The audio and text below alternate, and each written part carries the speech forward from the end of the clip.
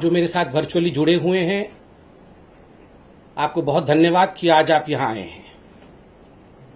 अभी चंद मिनटों पहले हमने जिस प्रकार से अरविंद केजरीवाल जी ने एक तरह से देश को और दिल्ली की जनता को बरगलाने की कोशिश की, उस विषय को देखा है। और आज मैं बहुत स्पष्ट रूप से ये अरविंद केजरीवाल जी ने जो ड्रामा किया है और जो सच्चाई को आपसे छुपाने की कोशिश की है, उस सच्चाई को आपके सामने रखूंगा। बंधुगण, अरविंद केजरीवाल जी ने इस प्रकार से एक पिक्चर पेंट किया कि मोदी जी जो हैं वो दिल्ली की गरीब जनता को जो उनका अधिकार है, उनका राशन है, उससे वंचित रख रहे हैं और डोर टू डोर जो डिलीवरी होनी चाहिए राशन का, कहीं ना कहीं इस डोर टू डोर डिलीवरी को रोकने की कोशिश कर रहे हैं। मित्रों, ऐसा नहीं है। हकीकत क्या है?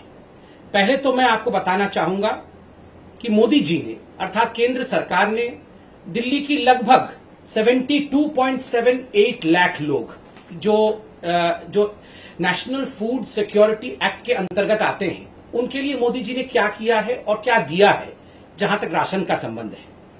देखिए, दो स्कीम है अभी। एक स्कीम है नेशनल फूड सिक्योरिटी एक्ट, जिसको NFSA कहते हैं, और दूसरा स्कीम है प्रधानमंत्री गरीब कल्याण योजना। आप जानते हैं मोदी जी पूरे हिंदुस्तान के 80 करोड़ जनता को मुफ्त राशन मुहैया करा रहे हैं कोविड के समय में। तो ये दो स्कीम के अंतर्गत दिल्ली में भी जो गरीब बंधु हैं, उनको भी, जो मजदूर हैं, जिनको आवश्यकता है, उनको भी मोदी जी राशन पहुंचा रहे हैं। कितना राशन अभी तक पहुंचाया गया है और कितना पहुंचा है, इसका हिसाब किताब हम देंगे।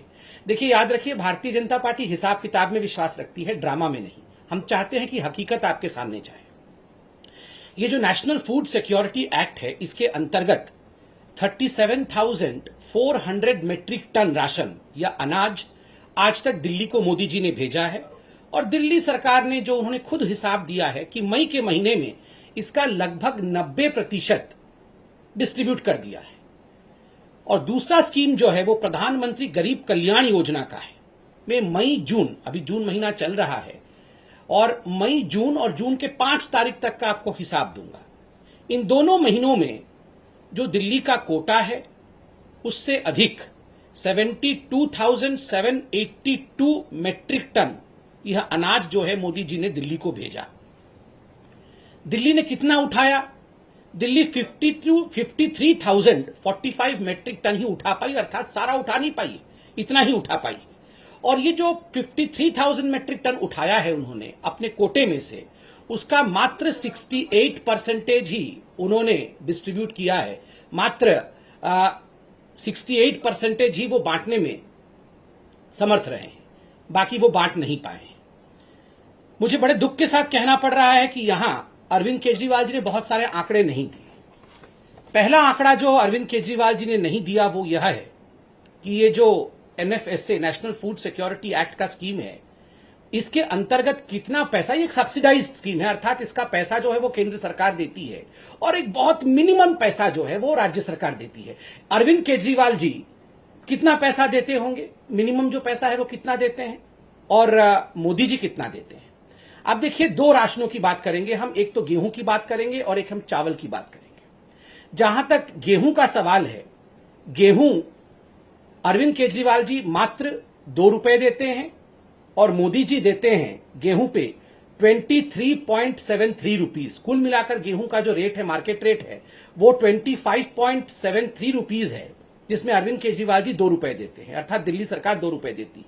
ठीक उसी प्रकार चावल में अरविंद केजरीवाल जी मात्र 3 रुपए देते हैं और मोदी जी देते हैं 33.79, अर्थात केंद्र सरकार देती है 33.79 रुपीज और राज्य सरकार देती है 3 रुपया।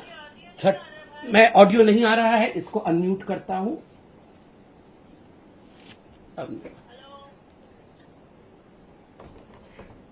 तो स्वाभाविक रूप से आप देखिए, जो अधिकांश रेट है वह केंद्र सरकार देती है और एक बहुत मिनिमल अमाउंट जो है वो राज्य सरकार देती है। मगर उसमें भी जिस प्रकार की राजनीति हो रही है वो हम सब देख रहे हैं। बंधुगण, ये जो नेशनल फूड सिक्योरिटी एक्ट है, यह एक राष्ट्रीय स्कीम है, यह एक नेशनल स्कीम है।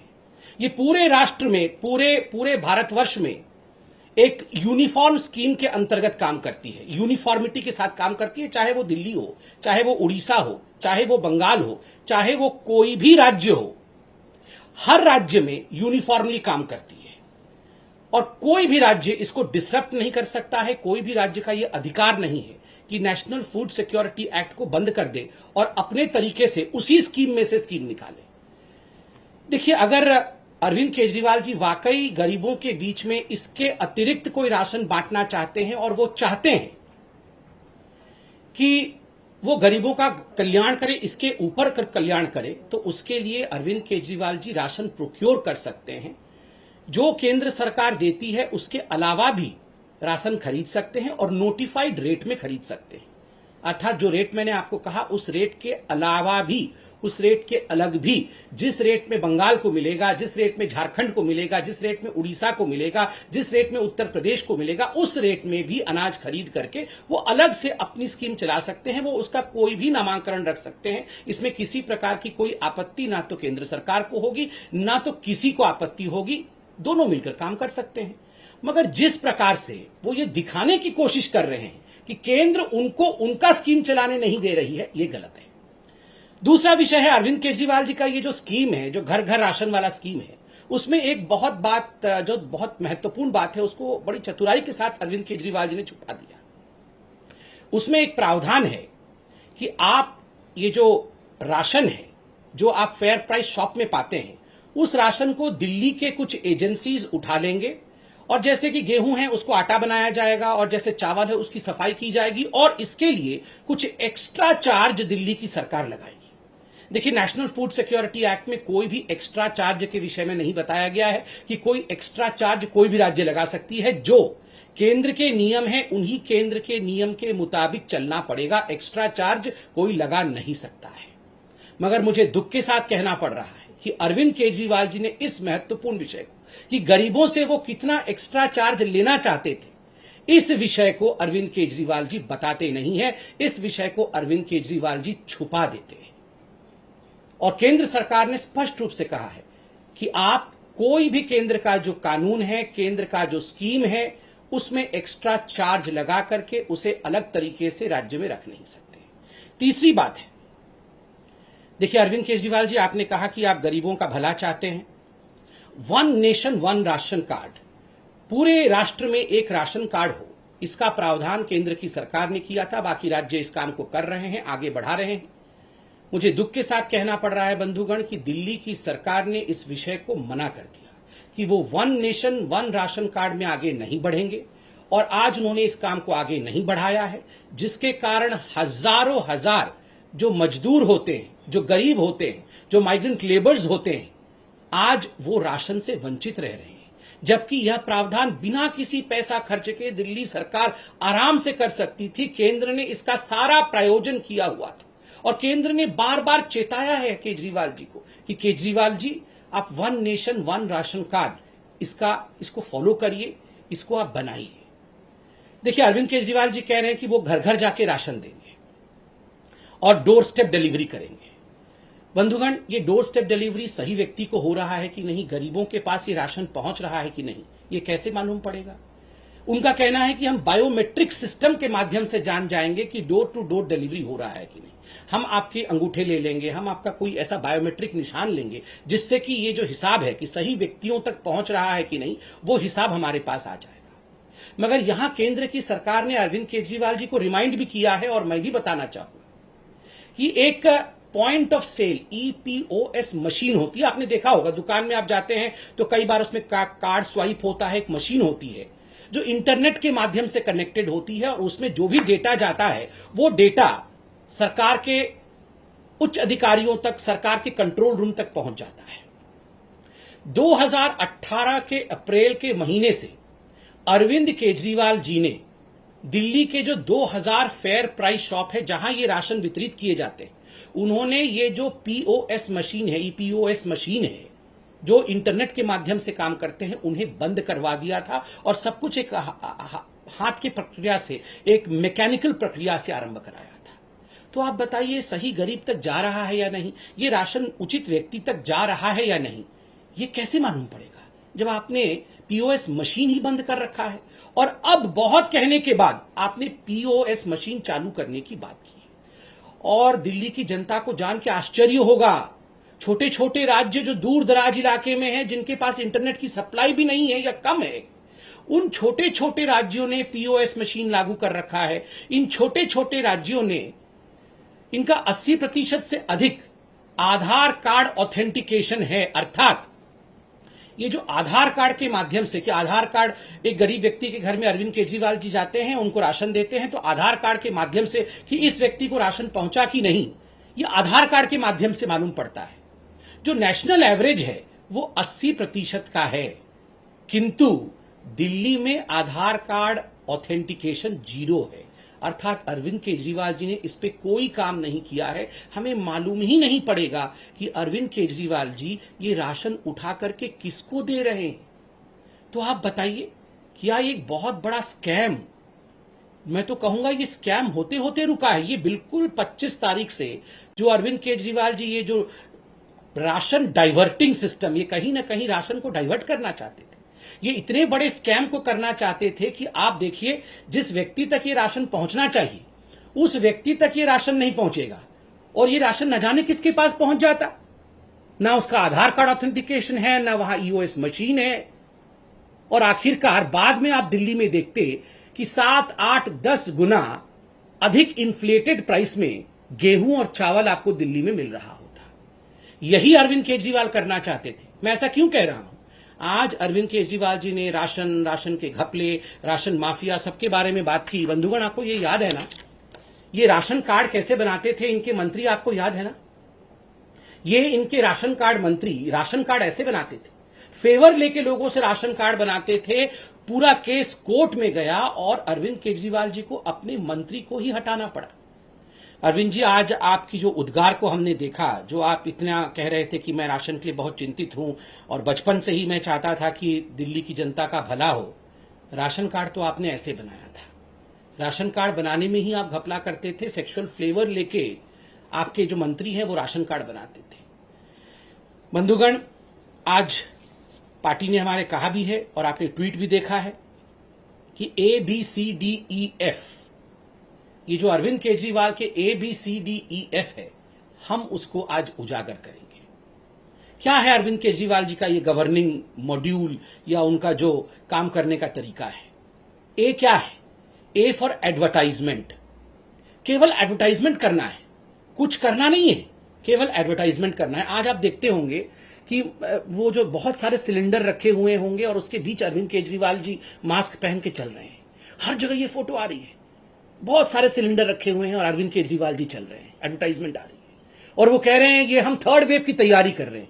अरविंद केजरीवाल जी, ऐसे ही अगर आप सिलेंडर के बीच में मास्क पहन करके 2nd वेव से पहले चल दिए होते तो आज 2nd वेव ही नहीं होता और ये सारी चीजें नहीं होती। आप उस समय भी एडवर्टाइजमेंट कर रहे थे, आज भी एडवर्टाइजमेंट कर रहे हैं। 1000 करोड़ रुपए, 900 करोड़ के आसपास आपने एडवर्टाइजमेंट में खर्च किया। और दिल्ली वासियों, अगर यही 900 करोड़ रुपए उन्होंने राशन पे खर्च कर दिया होता ना, तो आज घर घर अनाज तो क्या, घर घर फल फ्रूट तक पहुंच गया होता। सबके घर में एक सेव, एक अनार भी पहुंच रहा होता, अगर वो वाकई 1000 करोड़ रुपए एडवर्टाइजमेंट पे नहीं खर्च करते। A for advertisement, B for blame. हर चीज में मोदी जी आपने ऐसा कर दिया, मोदी जी आपने वैसा कर दिया, मोदी जी आपने मुझे ऑक्सीजन नहीं दिया, मोदी जी आपने मुझे रेमडेसिविर नहीं दिया, मोदी जी आपने हमें हॉस्पिटल का बेड नहीं दिया। फिर सुबह उठ के देखो तो टीवी पे चल रहा होगा, अरविंद केजरीवाल जी ने सबको बेड दे दिया है, अरविंद केजरीवाल जी ने सबको ऑक्सीजन दे दिया है, हम घर घर ऑक्सीजन पहुंचाएंगे। केजरीवाल जी ने सबको ऑक्सीजन दे दिया है, हम घर घर ऑक्सीजन पहुंचाएंगे। अरे, आप तो ब्लेम कर रहे थे सुबह से ही कि मोदी जी ने आपको कुछ नहीं दिया, और फिर कैसे आपने घर घर पहुंचा दिया? मोदी जी राशन नहीं दे रहे। राशन क्या दे रहे हैं मोदी जी ने? हमने अभी आपको आंकड़े दिए हैं। मोदी जी 25 रुपए दे रहे हैं, आप 2 रुपए दे रहे हैं। मोदी जी 33 रुपए दे रहे हैं, आप 3 रुपए दे रहे हैं। और उसके बाद भी आप इतनी जोर आवाज कर रहे हैं, जबकि जो भी आपका ड्यू है वो ड्यू आपको मई और जून के महीने का वो दे दिया गया है, आप उसे डिस्ट्रीब्यूट नहीं कर पा रहे हैं। फिर भी B for blame, A for advertisement and B for blame. C for credit. हर चीज में क्रेडिट लेना है जी इनको, बस क्रेडिट। सुबह से उठकर दोनों भाई अरविंद केजरीवाल और मनीष सिसोदिया दो डायरेक्शन में निकल जाते हैं, क्रेडिट लेने की डायरेक्शन। अरे आप तो खुद ही बोलते हैं हमें काम करने नहीं दिया जा रहा है, कोई भी नहीं चाहता है कि दिल्ली सरकार काम करे। मोदी जी आपको सारे अड़ंगे अटका के रखे हुए हैं, कोई भी आपको आगे नहीं बढ़ने दे रहा है, फिर कई चीज की क्रेडिट ले लेते हैं जी। मोहल्ला क्लिनिक खोल दिया जी हमने, पूरे विश्व का सबसे बड़ा मोहल्ला क्लिनिक है। आप देखिए हर गली कोने में मोहल्ला क्लिनिक है। इतना क्रेडिट लिया आपने, फिर निकला क्या? खोदा पहाड़ निकली चुहिया। वो मोहल्ला क्लिनिक का क्या हो रहा है जी, आप बताइए। और तो और मैं तो आपको एक जजमेंट भी पढ़ के सुनाऊंगा, पहले ABCD कंप्लीट कर। C for credit, A for advertisement, B for blame, D drama. आज पता नहीं किस, मैं तो मोदी जी आप देखिए लड़ने का समय ही नहीं है जी, हम सबको मिलके काम करना चाहिए जी। हम किसी भी विषय में मैं राजनीति नहीं करता हूं। अरे अरविंद केजरीवाल जी, हर विषय में आप केवल राजनीति करते हैं, सुबह से शाम तक राजनीति। सर्जिकल स्ट्राइक हो तो राजनीति, 26 जनवरी के समय तो आप रजाई ओढ़ के लेटे हुए थे। आपको याद है ना राजपथ पे कैसे रजाई ओढ़ के लेटे हुए थे कि 26 जनवरी तक नहीं होने दूंगा।